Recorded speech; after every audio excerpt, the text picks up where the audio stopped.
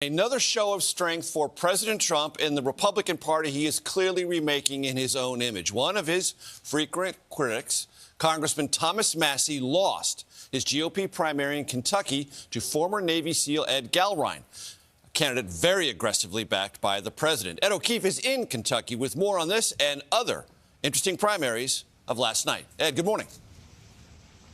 Major, good to see you. As you know, more than $32 million was spent on this primary by groups aligned with the president, but also organizations that support Israel have been trying to defeat the congressman for years because of his opposition to aid to Israel. But ultimately, this contest is just the latest reminder.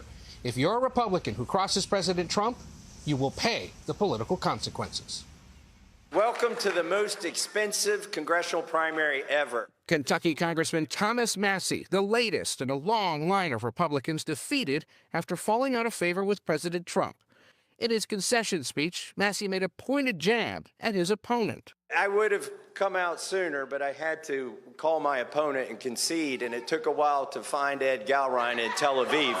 After more than $32 million spent by pro-Israel organizations and Trump-backed groups helped power Ed Gallrein's campaign. There is a yearning in this country for somebody who will vote for principles over party. Massie and Trump disagreed on the war with Iran, the Jeffrey Epstein affair, and foreign aid to Israel and Ukraine. He lost to farmer and former Navy SEAL Gallrein, who vows to be a reliable yes vote for Trump.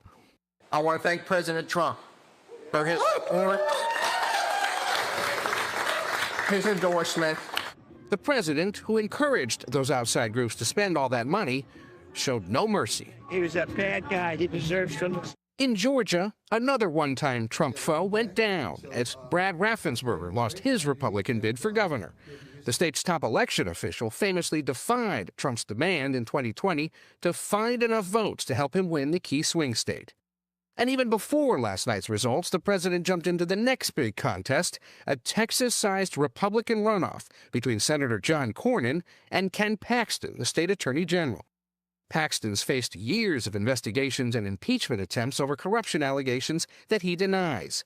Many Republicans fear his controversial record could lose the GOP a seat they've held for more than 3 decades. But Trump says he's endorsing Paxton because he's always been extremely loyal to me.